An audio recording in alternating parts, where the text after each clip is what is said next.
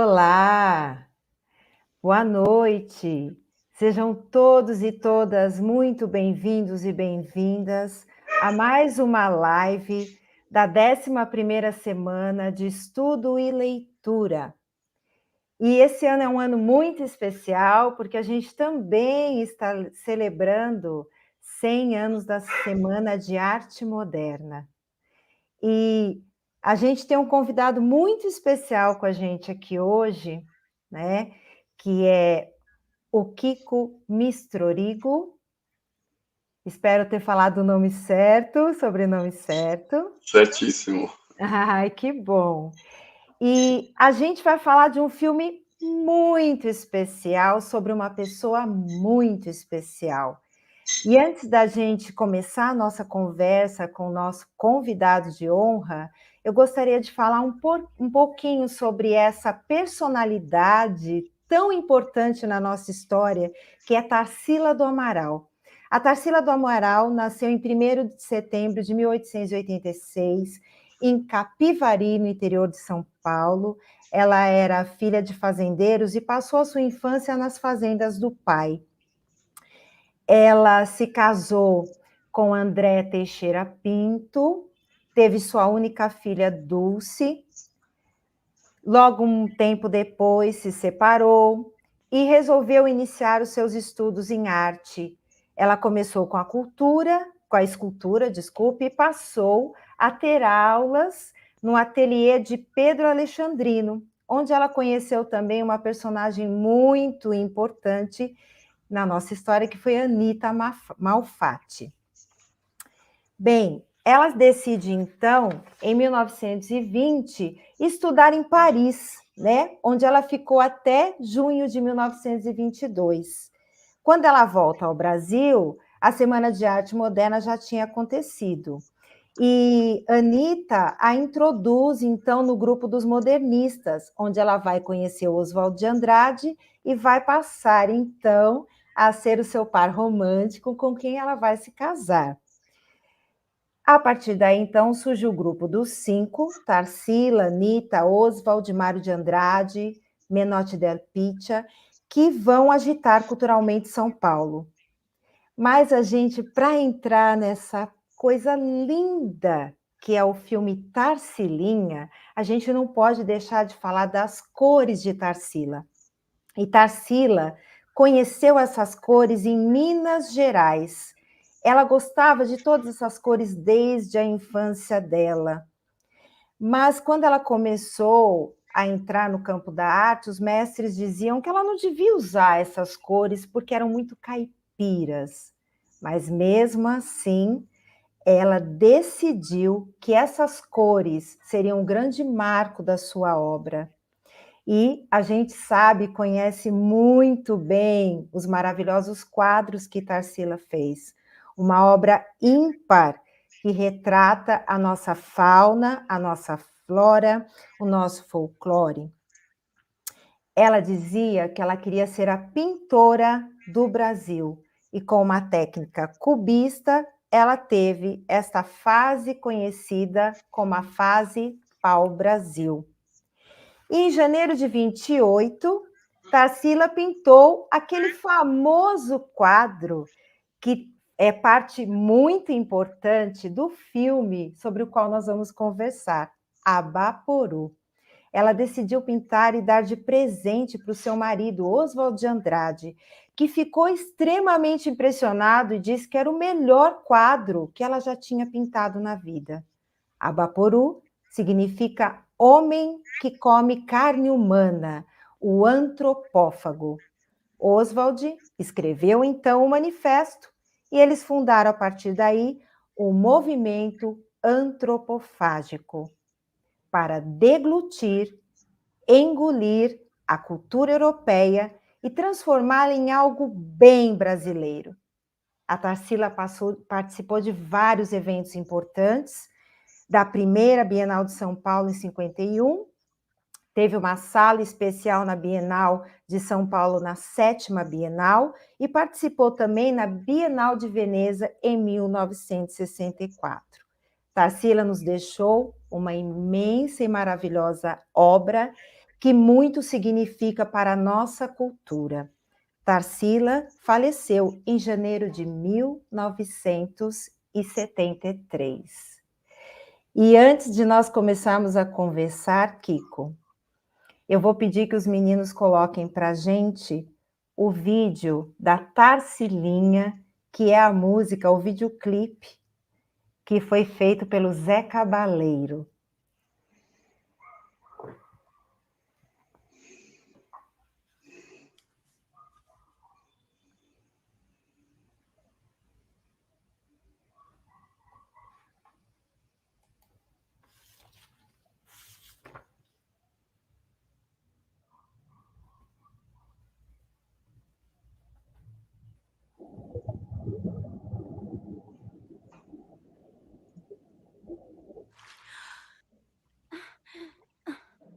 Uau!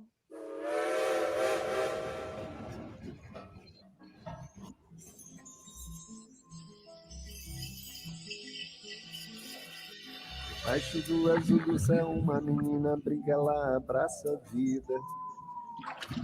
Lá vai ela correndo, garoteca, uma moleca vitamina sabida. Um sapinho saci no vale do sem fim, atrás de uma lagarta, lavra de memória, e rouba nossa história. Ei, volta aqui! Mora no confim. Dentro do abaporo incrível, lindo, surreal, tão mágico. Ei, vai ficar aí, sim? Tarsilinha não tem medo, lhe sobra coragem, lógico. A cuca quer pegar, o trem já vai partir. Amigo lá de todos, voa sem ter asa. Quer voltar pra casa, voltar a sorrir. Só até meia-noite. Tarsileca, garoteca, Tarsiluça. Vai Tarsila, leva na mochila. Coragem sem fim. Eu tenho país novo. Tarsileca, É a 8, é moda. leco, Tarsiluça. Vai Tarsila, leva na mochila. Coragem sem fim. Leva na mochila. Coragem sem fim. Leva na mochila. Coragem sem fim.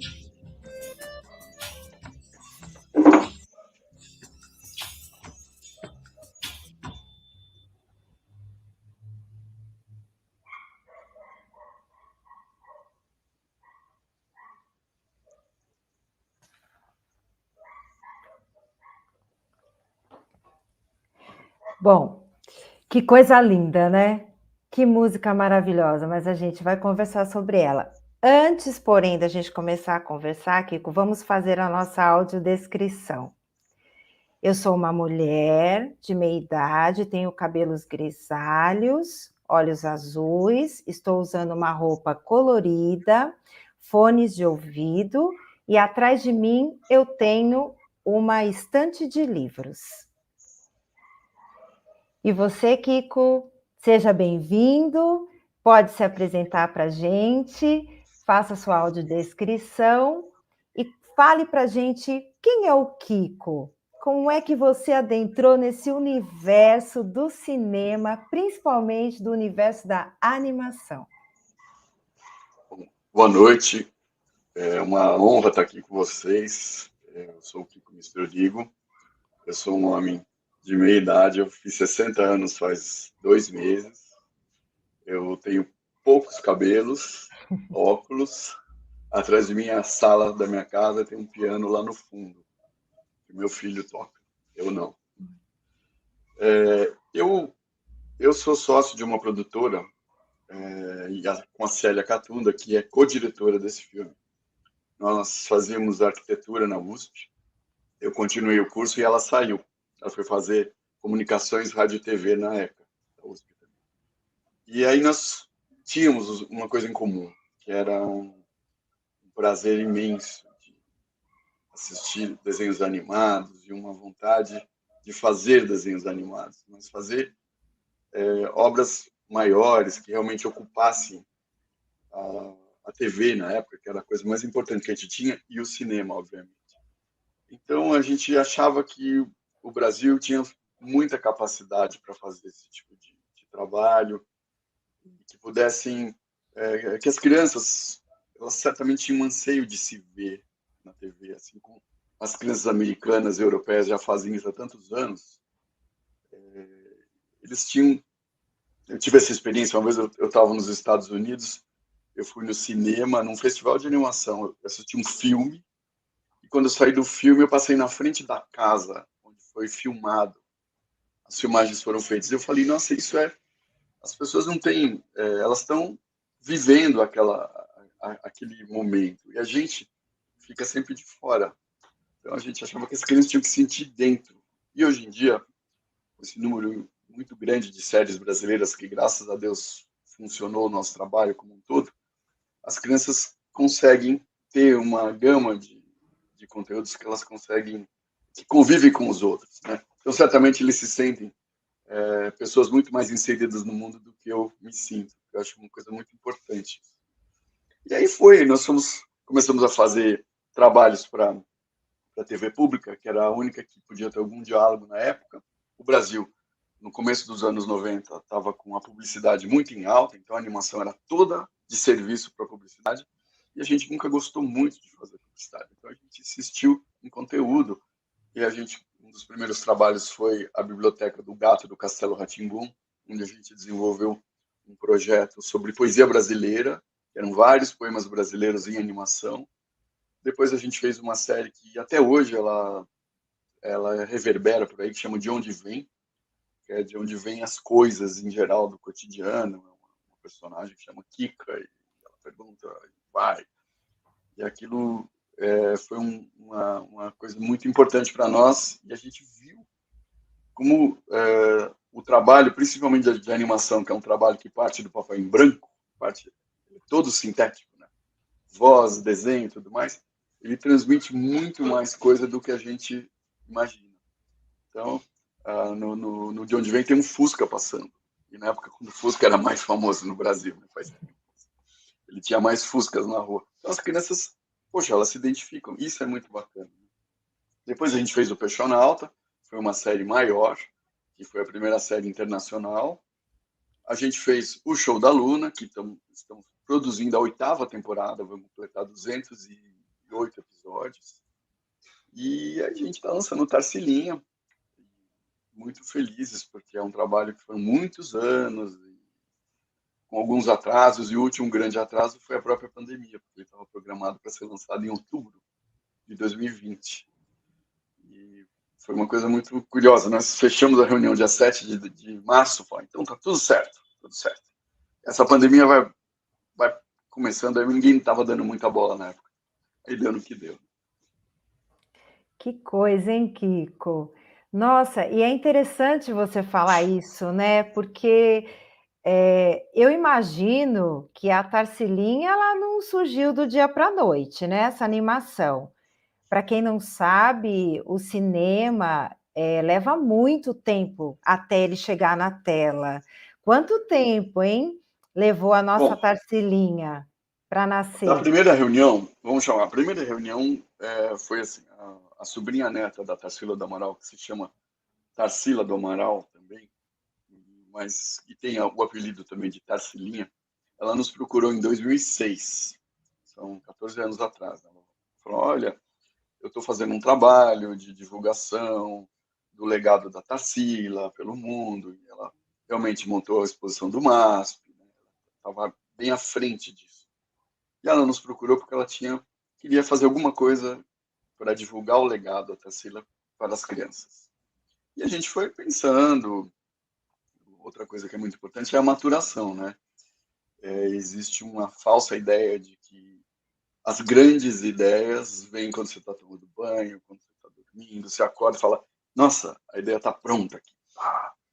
Isso, de fato, não existe. A gente tem várias ideias e algumas delas vão começando a fazer sentido e depois você para de pensar nela um pouco, depois volta e aí elas vão começando a se mudar e aquilo vai à frente. Uma delas foi fazer um longa-metragem que não fosse biográfico, que não fosse falar da Tarsila artista, que não fosse falar daquele ambiente que ela vivia, e sim uma aventura em que a gente conseguisse, na narrativa, no roteiro, que fosse um roteiro bastante emocional, não fosse uma comédia, e que lá tivessem vários conceitos importantes, como a gente trata no filme de memória, de formação da personalidade, de coragem. Eu acho que são coisas super importantes e várias que constam do movimento modernista, da ideia modernista. E eu comecei a pensar um pouco também essa ideia de povoar a TV e as plataformas com conteúdo brasileiro para conviver com os estrangeiros é uma atitude modernista que a gente não tinha se tocado ainda, só depois do filme que eu percebi. É verdade.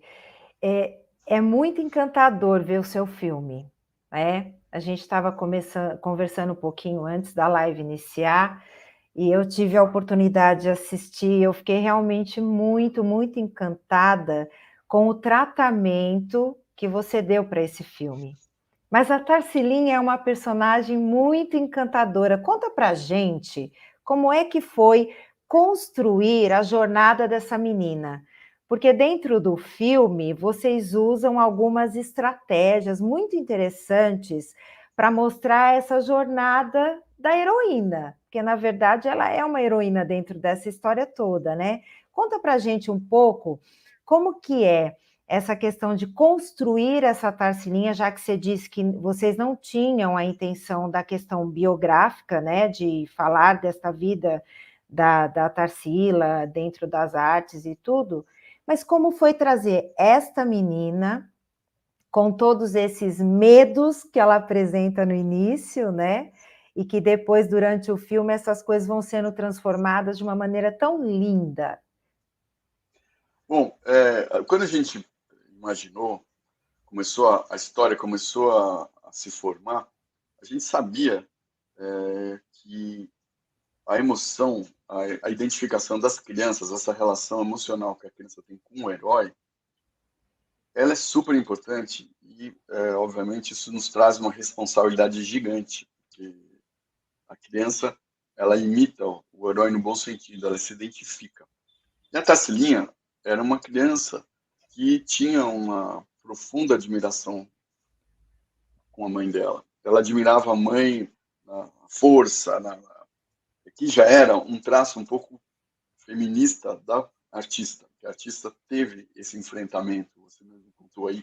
Ela teve um casamento arranjado no começo da sua vida, e depois ela enfrentou uma barra. Imagina isso, em 1910, na década de 10, você sair fora, falou, não, eu não quero essa vidinha, eu quero ser uma artista, quero viajar, E ela...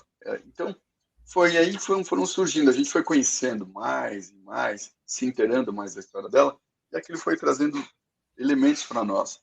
E a gente mostrou que a mãe dela tinha essa referência para a nossa personagem. No entanto, a nossa personagem, a gente tinha que deixar bem claro, o início do filme ele dura 2, 3 minutos, um pouco mais, e ali tinha que ficar claro para o telespectador que era uma menina frágil, que ela tinha medo das coisas, apesar dela viver naquele ambiente rural. O pai não está presente, não importa, ele existe, mas ele não está presente, que era uma questão entre elas. E aí a mãe resolve se abrir e contar para ela de memórias, mostrando para a Tarcilinha e para as crianças como é importante as nossas memórias, para a nossa formação, como as nossas memórias são únicas para nós. As nossas memórias têm todo o significado para nós. As memórias dos outros são dos outros, mas as nossas são as nossas. E com isso, aquilo vai ficando tão forte, de repente aquilo é roubado. A mãe não a reconhece mais, e eu fui no cinema e eu vi, as crianças elas ficam chocadas. Quando a mãe fala, eu não sei quem é você. E quem é você? Ela fala, menino, quem é você? E aquilo, ela perde o chão, literalmente. Ela fica mal com a história.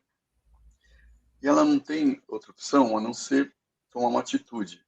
Pegar uma mochila, uma coragem sem fim, que nem a música do Zé Cabaleiro e do Zezinho Mutarelli, que também é autor da música, pegar sua mochila e partir para uma jornada que ela não sabia o que ia acontecer. E no fim, não vou dar um spoiler total, ela volta muito mais corajosa. A gente percebe a transformação dela.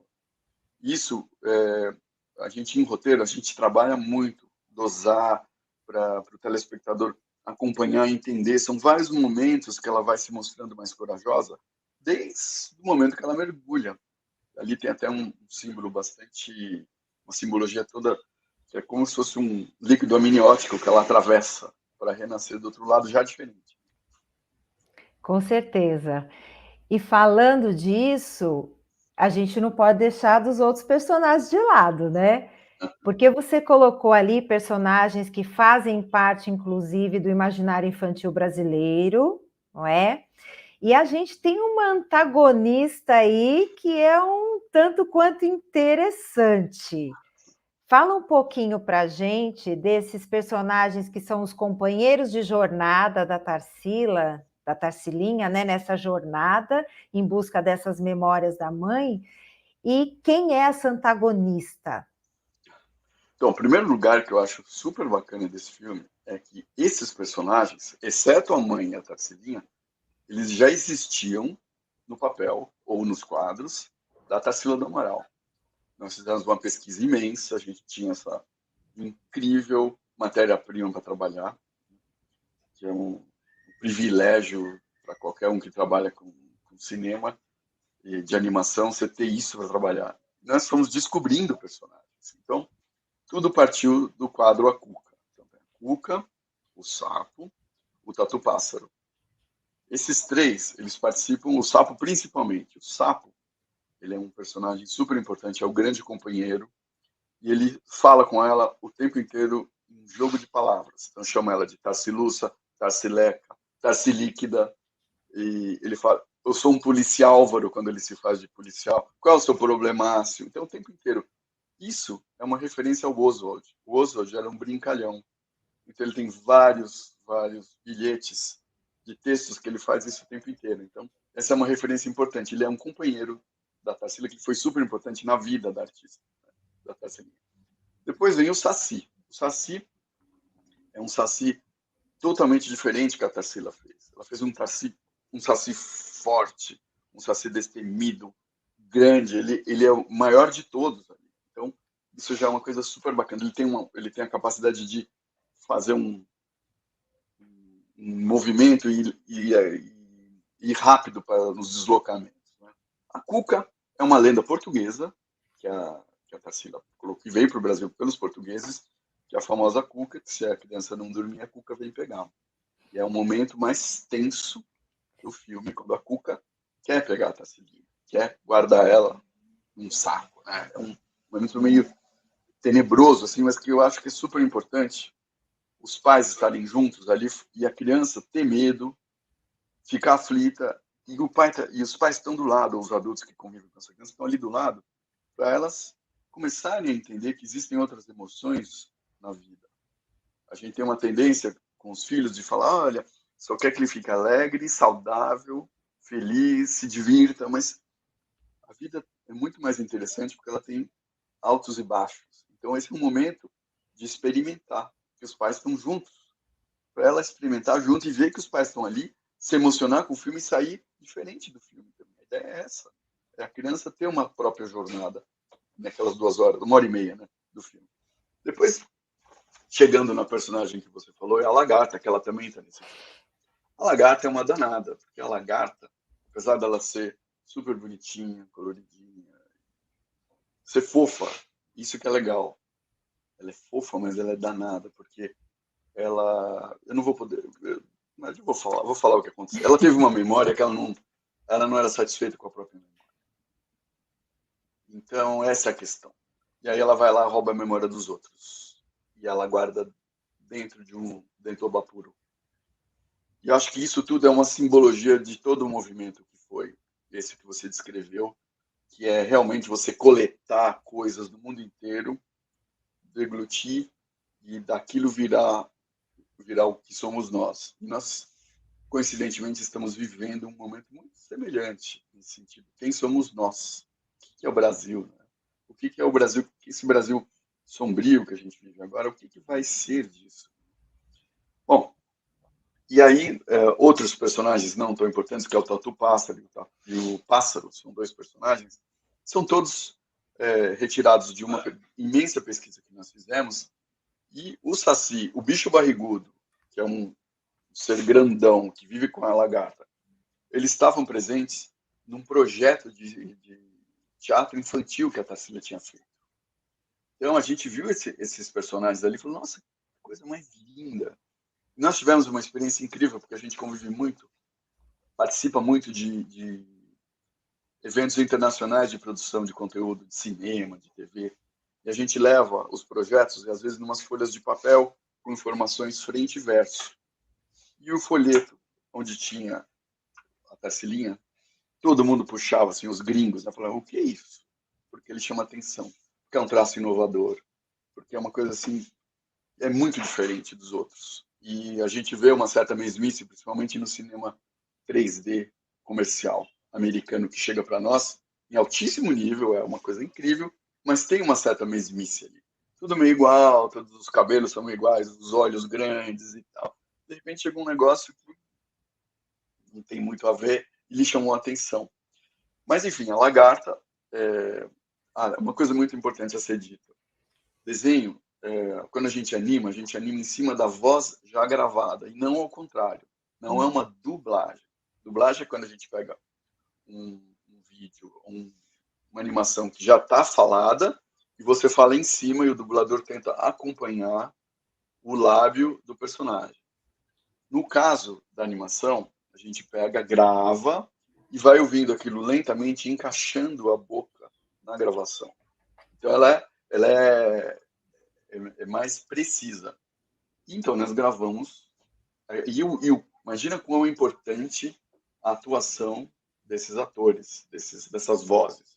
E a Marisa Hort, ela é uma atriz que não precisa dizer mais nada, né? E ela é uma vilã espetacular. Ela chegou, a gente, em meia hora de conversa, ela já começou a tirar para fora essa vilã, com toda uma vilã meio pernóstica, assim, fala umas coisas meio em francês. E muita coisa surgiu na gravação que não estava no roteiro. Isso que é bacana.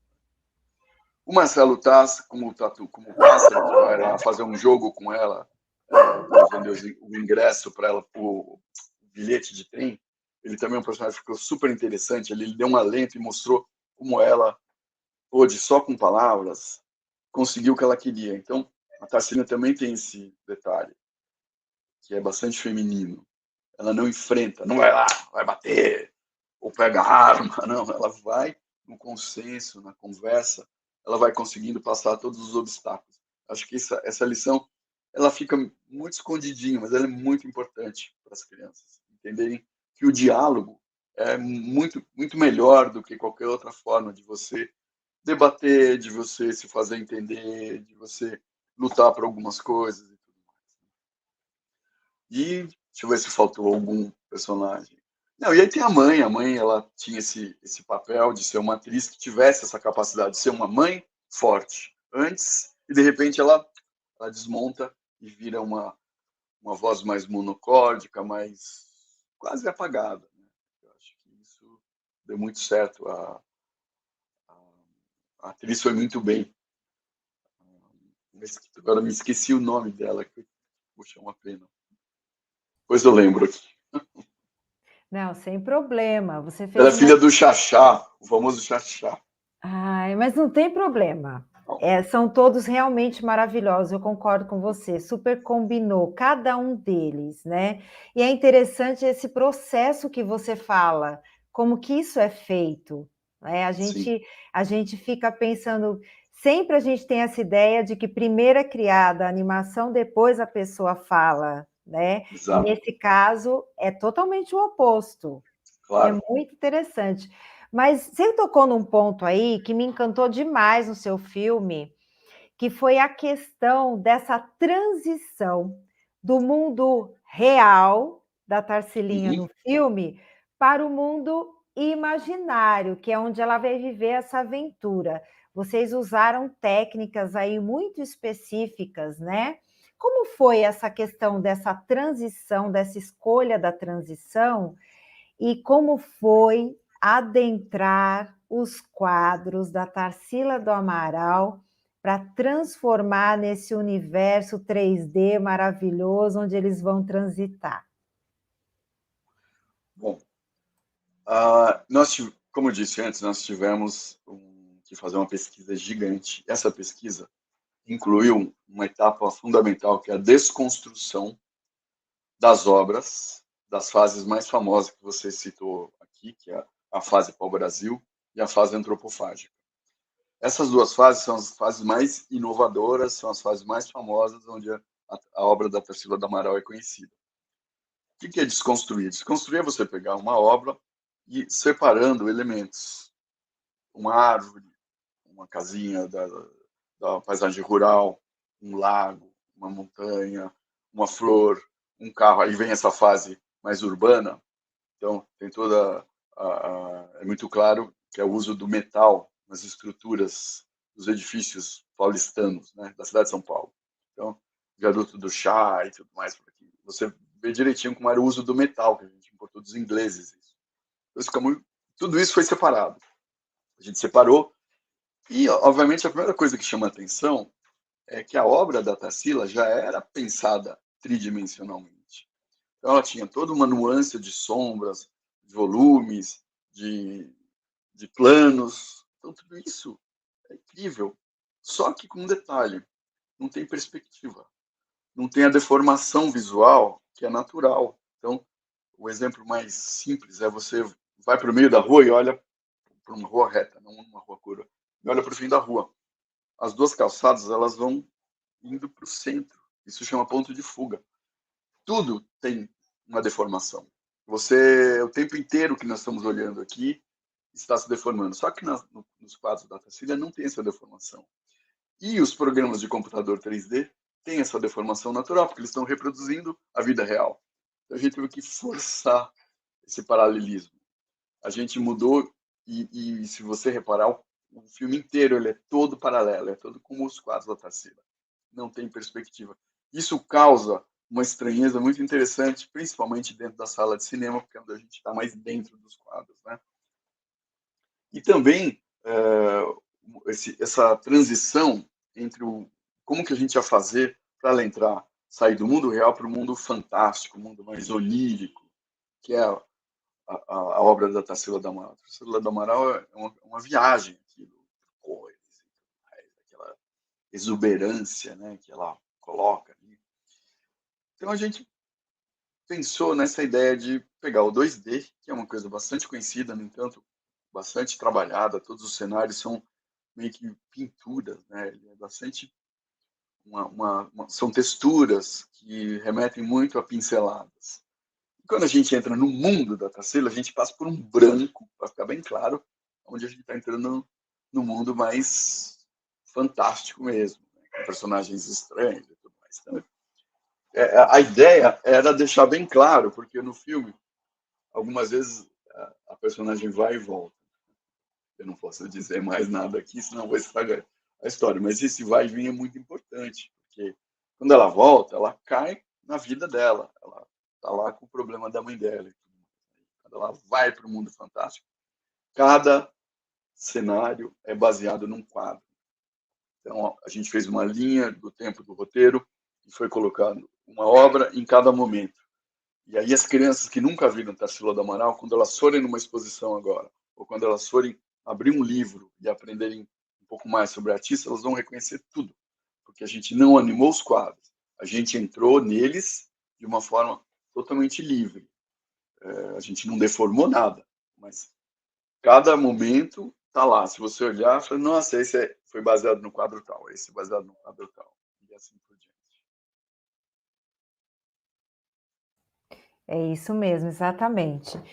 E é interessante aquela transição da parte, justamente que quando ela sai do mundo real, vem aquela tela branca, né? Que é antes dela mergulhar naquele líquido que você disse, para sair justamente nesse universo paralelo, que ela vai buscar essas memórias. Isso ficou, assim, muito lindo. Mas a gente sabe também que o cinema é uma arte que sem a música não é nada, não é? A Exatamente. música, ela tem que estar muito casada com aquilo que está sendo apresentado na tela. E vocês usaram, além, logicamente, do que você já citou, né, da composição do Zé Cabaleiro, e qual que é o outro nome, por favor? Zezinho Mutarelli. O Zezinho Mutarelli, exatamente. Além deles, você também usou Vilas Boas, não é? Vila Vila Lobos. Lobos, quer dizer, Vila Lobos. Você usou também, não foi? Conta um pouquinho para a gente como é que foi essa escolha da trilha sonora, porque cada momento que essa trilha sonora entra, ela tá tão ligada e ela tá tão assim fluida durante o filme que ela ajuda a gente nessa viagem. A sensação é muito Bom, boa. ai, que bom. Eu particularmente fiquei muito próximo à trilha sonora. Até nos créditos eu faço a supervisão musical junto com o Zezinho Mutarelli. O Zezinho Mutarelli foi o responsável pela trilha. Ele chamou o Zé Cabaleiro. E o duro era como que a gente vai fazer uma trilha sonora que tem essa responsabilidade de ser brasileira, mas não ser um brasileiro assim para inglês ver. Acho que isso que é o que a gente não fez. O Zé Cabaleiro, quando o Zezinho Mutarelli trouxe o Zé Cabaleiro para conversar, a gente conhece o trabalho do Zé Cabaleiro, que é um trabalho super bacana. Ele é um maranhense que tem uma brasilidade inesperada muitas vezes. Né? Você fala, nossa, olha o que ele trouxe aí. Então, era isso. Então a gente conversou e ele fez esse baião. É um baião que teve ainda o luxo de ter a Nausete fazendo a voz junto com ele. A trilha, a trilha sonora, principalmente num filme de animação, ela é muito mais importante talvez do que no filme de verdade, né? No que a gente chama de live action, que é um termo do nosso meio, né? Ela leva muitas vezes a emoção com ela, né? Os personagens, obviamente, eles não têm visualmente, às vezes eles não têm muito a expressão do que um ator. O personagem de animação, ele se exprime menos, ele tem muito limite nesse sentido, né? Completamente diferente de um ator. Um ator, ele vai, são gestos, é muito mais completo, claro. Né? Então, a trilha carrega isso. E aí ela tinha que ser, ao mesmo tempo, retratar um pouco essa época. Por isso que a gente colocou Vila Lobos e colocou Dorival Caymmi também. Então, o Samba da Minha Terra, que é uma coisa muito importante, uma música muito emblemática para a cultura brasileira. Que ela é cantada só uma estrofe no momento do filme. Um momento do filme muito brasileiro, que tem um samba, que ela vai lá e ela dança junto com o macaco de samba. E o Vila Lobos, ele não podia não fazer parte, né? Ele tinha que ser citado. E é uma coisa que a gente apresenta para as crianças, porque poucas crianças vão conhecer o Vila Lobos. Além do mais, é uma música super emblemática que começa e ninguém sabe onde vai dar, né? Então, começa, uma hora tem uma partida da Maria Fumaça que o Vila Lobos fez uma percussão simulando a partida da Maria Fumaça, que ela vai tchan, tchan, tchan, tchan, tchan, tchan, tchan. Só que ele fez aquela percussão maravilhosa e a gente gravou isso com orquestra. Então a gente puxou para cima um pouco mais a percussão do que ela costuma ser em apresentações orquestradas. E as crianças, eu tenho certeza que elas estão lá no meio, achando que nossa, que incrível esse trem. Né? De repente aquilo vira uma música. E eu acho que isso é super bacana. O Vila Lobos era genial, né? Todo mundo sabe disso. E o Trenzinho Caipira é o segundo movimento da Baquianos número 2, é um negócio de louco. E aí ele fica, quando entra aquela trilha e ela tá passando aqueles vales, aquelas montanhas. Na verdade, eu me arrependo de não ter praticamente dobrado essa cena. Depois que a gente fez, eu falei, puxa, porque o resultado foi tão bacana, eu queria ter aumentado mais a experiência, né? Quando a gente está dentro de uma sala de cinema, a gente pode estender um pouco mais as coisas. Sim, com certeza. É lindo, esse momento é lindo mesmo. A gente viaja junto com ela dentro daquela locomotiva, né? A gente vai junto pelos caminhos que ela passa. E, assim, a gente falando um pouco do cinema nacional, né?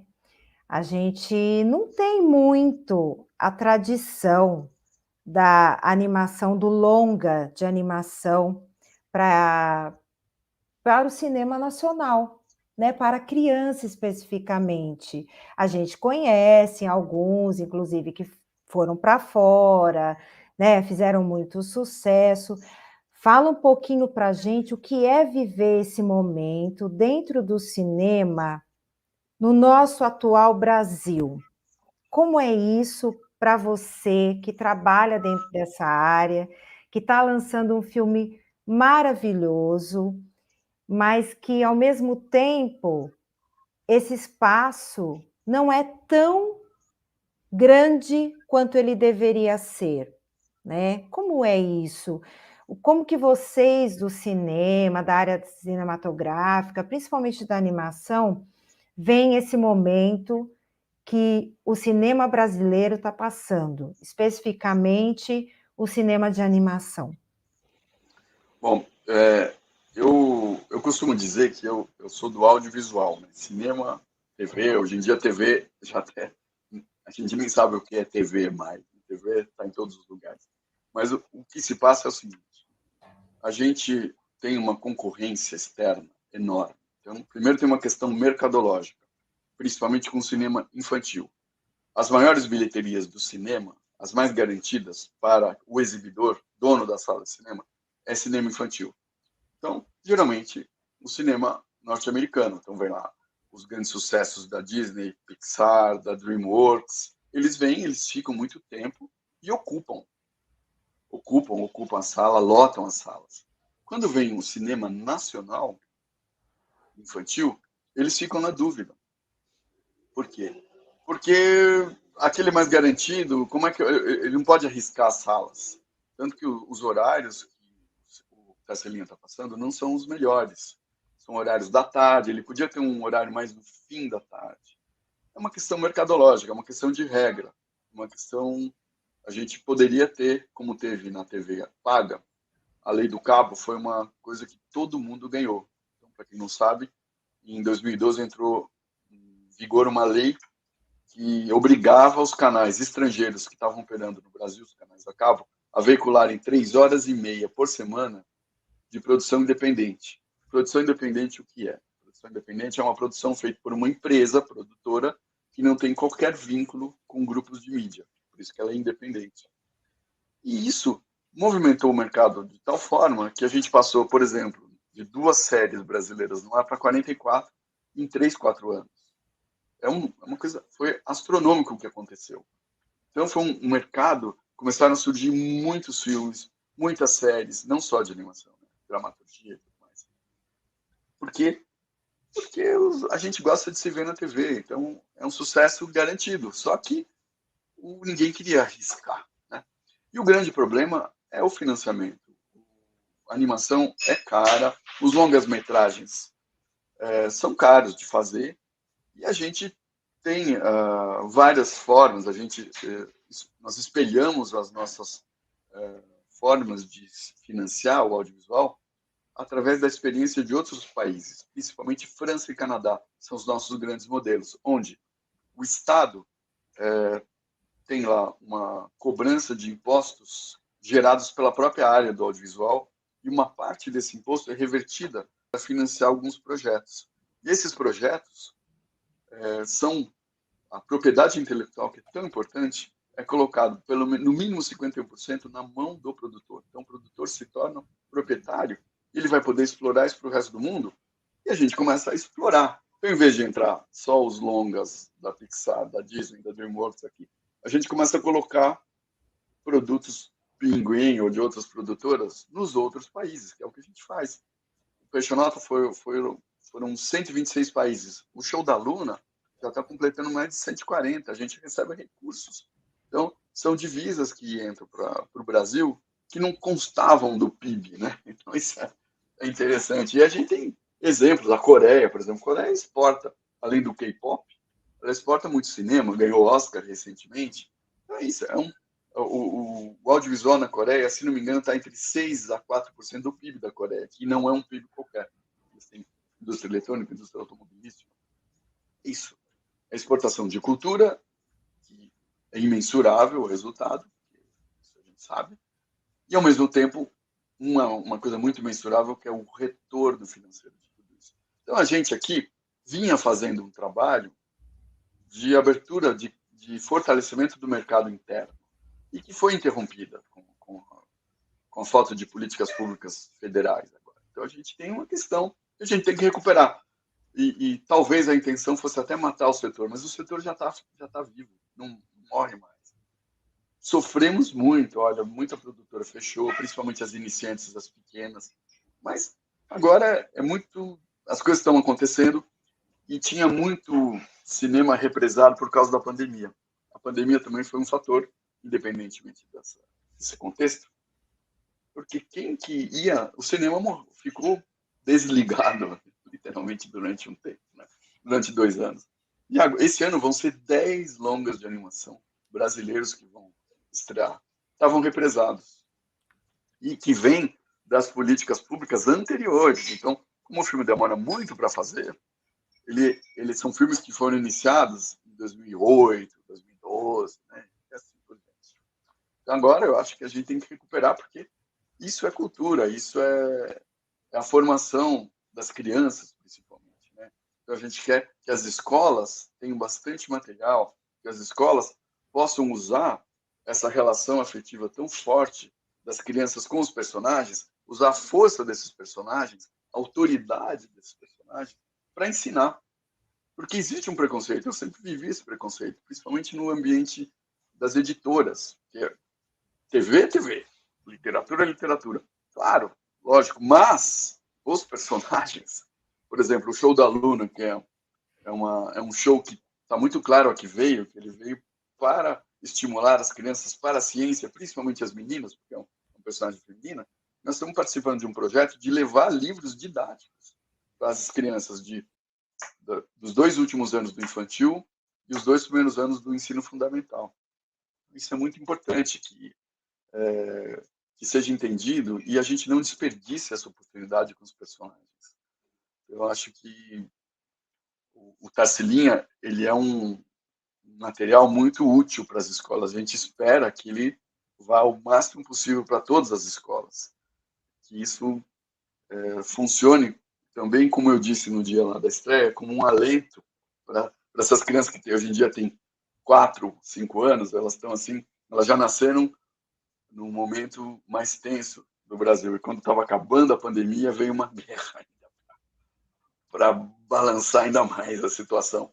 Que elas olham para a Celinha e falam, nossa, esse é o Brasil. Que a gente está vivendo um momento de um Brasil complicado, de um Brasil desacreditado. E é isso aí, o Brasil está aí, é só acordar. A gente tem que acordar, é isso. E o movimento modernista tinha isso muito claro.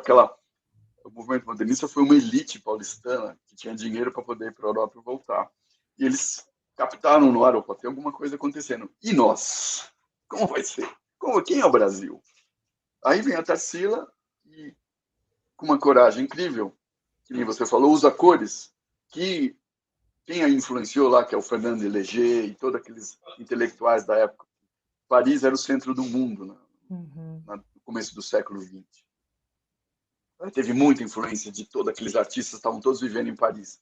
É como o Rio de Janeiro, nos anos 80, aqui no Brasil. Todos os artistas moravam no Rio de Janeiro. E aí ela veio e olhou e falou, não, eu vou fazer uma coisa que ninguém está esperando, eu vou usar cores incríveis. O Drummond fez um poema para a professora Aracy Amaral, que foi minha professora, inclusive, que é a maior entendida da obra da Tarsila do Amaral, e falou para ela, tem um trecho do poema que fala assim, essa caipirinha foi contra o doutor Bom Gosto oficial e usou o verde tal, o azul tal, o vermelho tal, o amarelo tal. É isso que ela fez. Eu acho que isso é a busca nossa. A gente é muito colorido, nós temos um Brasil imenso, um país continental, que tem um monte de coisa para acontecer ainda, para a gente exportar, por que não? Exatamente, Kiko, que maravilha, né? É tão bom ouvir isso, e eu acho que a gente está agora no momento que a gente está renascendo. né? Devagarinho a gente está renascendo. Então, não tinha momento melhor para a Tarsila vir para a nossa vida, não é? Eu vou dar agora a oportunidade, se alguém que estiver assistindo quiser fazer alguma pergunta para o Kiko, que, por gentileza, coloque aí no chat para a gente poder aproveitar essa oportunidade e fazer alguma pergunta para ele.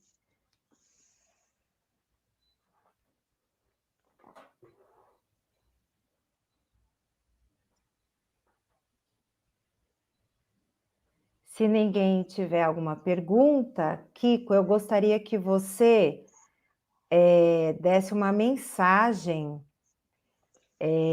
para a gente, justamente em relação aos professores, né? Porque, olha, a cultura, ela tem sofrido muito, não é verdade? A Sim. cultura, ela tem passado por momentos tão difíceis, essa pandemia, como você mesmo disse, parou tudo, parece que congelou tudo, e ficou aquela coisa suspensa, e nesse momento está começando a se retomar esse fôlego. E os professores, eles têm as crianças tão perto deles, né? Para a gente poder levar essa cultura, para a gente levar a literatura, para a gente levar o cinema, a música, as artes em geral, né? As grandes pinturas, os pintores. E assim,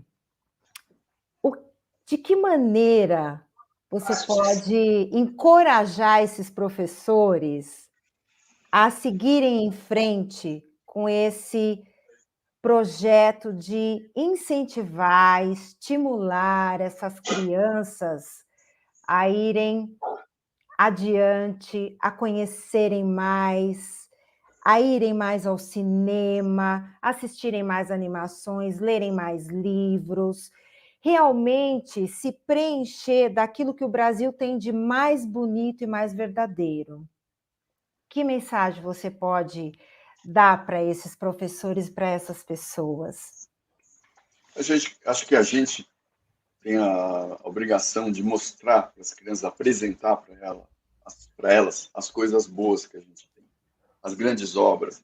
Eu acho que contar a história é uma atividade milenar que a gente, no Brasil, faz muito na literatura, no teatro, no cinema. A gente tem histórias incríveis, a gente tem escritores incríveis. Isso tem que ser apresentado. Eu lembro a minha experiência lá com o Castelo Rá-Tim-Bum na poesia brasileira. Eu recebi muito retorno dos professores porque eles tinham dificuldade de apresentar poesia para as crianças. Claro, porque é uma linguagem complicada para quem nunca viu uma poesia. Mas isso requer um esforço da nossa parte. Eu acho que material não falta, realmente não falta. Eu acho que quanto mais coisas boas a gente apresentar, e citar as ruins, eu acho que a gente não tem problema falar das coisas ruins, das coisas que muitas vezes são colocadas para as crianças através da internet. Hoje em dia a gente tem que saber como dosar isso. Então, o YouTube, que é uma janela aberta, que as crianças assistem tudo. Então, tem coisas que são ditas, que são feitas para elas, mas que, na verdade, aquilo é um estímulo ao consumo e nada mais, né?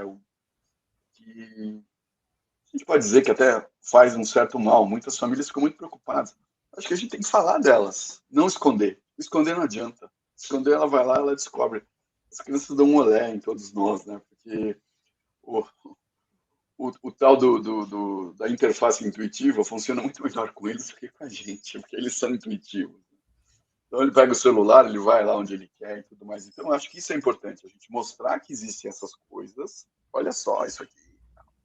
Eu dou um relato meu da minha casa, que na época que meus filhos eram pequenos, hoje em dia eles têm 26 e 24 anos, um rapaz e uma moça, eles tinham um canal de vendas na TV a cabo, que era incrível, chamava Polishop, e que vinha meia Vivarina, faca Guinzo, um monte de produtos milagrosos, que era com a mesma linguagem daquele charlatão que ia viajando de cidade em cidade, abria a malinha e mostrava o loção contra a queda de cabelo e tudo mais. É a mesma linguagem. Eu contava isso para eles, olha só. Aí um dia eles fizeram um teatrinho para mim, representando e tirando o maior sarro de todos aqueles produtos que eram todos falsos e não era daquele jeito, era uma certa enganação. É isso, eu acho que foi um resultado feliz aqui na minha casa, mas eu acho que isso é super importante, a gente sempre mostrar os dois lados. E o lado bom, se a gente souber mostrar, ele automaticamente ele vai ser absorvido e vai ser preferido pelas crianças. Eu acho que as crianças, elas são... A gente nunca pode subestimar a inteligência das crianças. Elas pegam muito antes do que a gente possa imaginar. Principalmente essa faixa etária de 4 a 7, onde é o maior número de sinapses cerebrais da vida do indivíduo, onde a criança está vindo do emocional para o racional, com idas e vindas, que é o público com quem a gente trabalha. Nós trabalhamos principalmente com crianças de 4 a 7 anos, que escapa para cima e para baixo, mas esse é o público-alvo de fato. E é isso, eu adoro trabalhar com criança, eu adoro quando as nossas produções de TV vão para o teatro, porque aí eu posso ver as reações, porque trabalhando com TV você não vê. E aí vê as reações, e às vezes a gente faz uns grupos de teste, que é uma farra, porque surgem coisas que são inacreditáveis. O que as crianças falam, que elas veem, é isso que faz do meu trabalho o maior prazer do mundo. Eu vi muitas reações da sessão que eu fui. Eu adoro, porque tinha muita criança. E é o que você disse, eles interagem de maneira natural, eles pegam as coisas muito mais rápido e eles estão abertos, né? Eles são esponjinhas. E nada melhor do que trabalhar nesse exato momento para que você construa uma mente crítica, uma mente que tem o seu próprio pensamento, a sua Exato. própria escolha, né? A sua própria forma de ver as coisas também.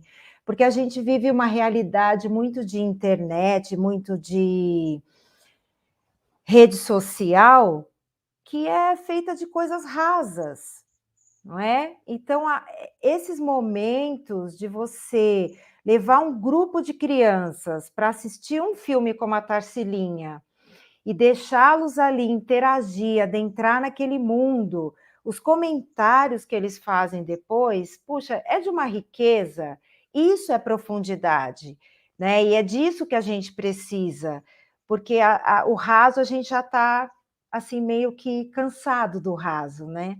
E a profundidade ela vem para embelezar a vida, como a Tarsila embelezava os quadros, embelezava a vida, né? Como ela cavou tudo através daquelas cores maravilhosas que o seu filme traz de uma maneira belíssima para a gente, não é? Puxa, o nosso bate-papo está tão gostoso, está tão bom.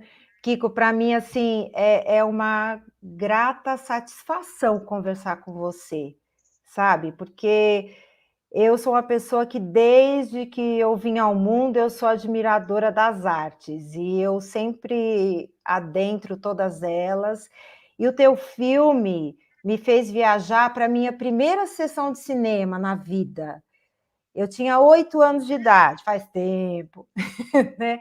Mas eu me lembro até hoje, quando eu fui assistir a primeira animação da minha vida, foi Bernardo e Bianca. Puxa, Nossa, eu tinha 8 anos, imagina, uma criança que jamais tinha entrado num cinema, numa sala escura, porque a sala do cinema, ela tem a magia que a nossa casa não tem. Ela tem a magia que a sala de aula não tem, para você captar toda aquela energia, toda aquela profundidade do cinema. E eu me lembro até hoje disso. E quando eu sentei no cinema para ver o seu filme, num sábado à tarde, 1h20 da tarde, eu falei, não, eu vou, né? Eu quero ver. E eu sentei ali, comecei a ver, eu fiz uma viagem no tempo.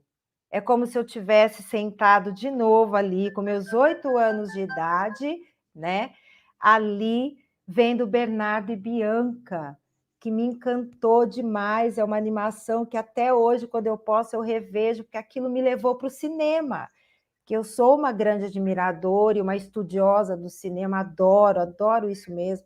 Então, para mim, é maravilhoso. Foi uma viagem incrível, que eu recomendo a todo mundo, a todas as pessoas. As sessões, elas realmente, como o Kiko falou, né? Até pelo que o Kiko explicou para a gente, né? Como é que é a questão aí mercadológica e tudo mais. Mas, gente, tem que ir ao cinema. Assistam Tarsila. Tarsila é uma animação muito linda, que traz coisas muito preciosas para a gente. A gente não pode ficar dando muito spoiler do filme aqui, porque se a gente aprofundar muito a conversa, a gente vai começar a dar muito spoiler da história, né? Tem que ir lá. E eu posso dizer uma coisa, você vai rir e você vai chorar também, porque é emoção pura que esse filme traz, tá? Olha, Kiko, eu quero agradecer imensamente, né, em nome dos responsáveis, né, pela 11ª semana de leitura, pela sua participação aqui com a gente, pela sua disponibilidade, por você bater esse papo tão gostoso, explicar como foi o processo, como foi tudo isso. E assim, se você quer dar uma mensagem final para a gente, o momento é seu. Poxa. Ó, primeiro eu queria agradecer muito o convite de participar desse debate, não vou chamar de debate, assim, da 11ª semana de estudo e leitura. Achei incrível que a pandemia trouxe essa possibilidade de acontecimentos, né? Que no fundo, eles acabaram funcionando. E eu acho que é um momento que dá para a gente ter uma conversa, dá para a gente trazer novas ideias e debates. Eu acho que isso é muito enriquecedor. E eu espero que realmente o filme tenha essa capacidade de trazer debate também, porque na medida em que o adulto e a criança passam por emoções tão fortes, que o filme tem emoções fortes, aquilo, de alguma forma, faça com que aumente o diálogo e aquele laço de eles estarem vivendo a mesma emoção juntos, aquilo é um laço afetivo super importante, que vai ficar para o resto da vida. E esse dia, e essa conversa sobre os acontecimentos, ela seja muito rica depois. Eu sempre brincava assim, que eu achava que o filme devia passar às 6 da tarde, aí acabar às 7h30, tá todo mundo com fome, e eles vão jantar e conversar sobre o filme antes de dormir, que eu achava que ia ser um momento muito bacana. Mas eu gostei muito de falar com vocês, você foi brilhante nas suas colocações, e eu acho que é isso, eu acho que as nossas crianças, a gente tem que levar coisas boas e deixá-las falar. Eu acho que isso que faltou dizer. A gente tem que sempre estimular elas a falarem, a nos contarem coisas. O que está acontecendo? Como foi o seu dia ontem? Eu acho que elas têm que se expressar. Eu acho que isso é muito importante, esse exercício é um treino também. Muito obrigado. Exatamente. Nossa, a gente que agradece, Kiko, de verdade. E, gente, assim, a gente não podia deixar passar em branco, né? Finalizando essa live tão gostosa, essa conversa que a gente teve aqui com o Kiko, lembrando da nossa querida Lígia Fagundes Telles, que nos deixou no domingo, né? E a Lígia, para quem não sabe, ela integrou, né, a diretoria da Cinemateca Brasileira, né, entre 1978 e 1986, e também o seu conselho até 2017, né? A Lígia, a gente conhece a profundidade da obra dela, mas a Lígia também amava o cinema, muito, muito, muito. E em uma das cartas que ela escreveu para o Conselho da Cinemateca Brasileira, ela escreveu o seguinte trecho em 2013, e assim eu quero encerrar a nossa live agradecendo a todos que estiveram com a gente, que participaram, que ouviram essa conversa, que ainda vão ouvir, né? E ela escreveu algo muito bonito, que eu acho que faz todo sentido no momento que a arte tem sido tão massacrada no nosso país. Ela diz o seguinte: aprendi que o filme, assim como um ser vivo, precisa de um clima especial para não perecer. E assim, lá nessa nossa bela Cinemateca brasileira, estão guardados e preservados rolos e rolos de grandes filmes nacionais e estrangeiros. Livros, cartazes de filmes, cartas. Hoje, depois de tanta luta, aí está essa bela Cinemateca brasileira. Vamos lutar, sim, para que, mesmo após a morte dos seus bravos fundadores, ela prossiga viva, cumprindo o seu glorioso destino, o de ser o único museu vivo do cinema nacional. Viva o cinema, viva a Cinemateca brasileira, viva a Tarsila, viva a nossa arte. Muito obrigado e uma boa noite a todos e todas. Boa noite. Obrigado mesmo.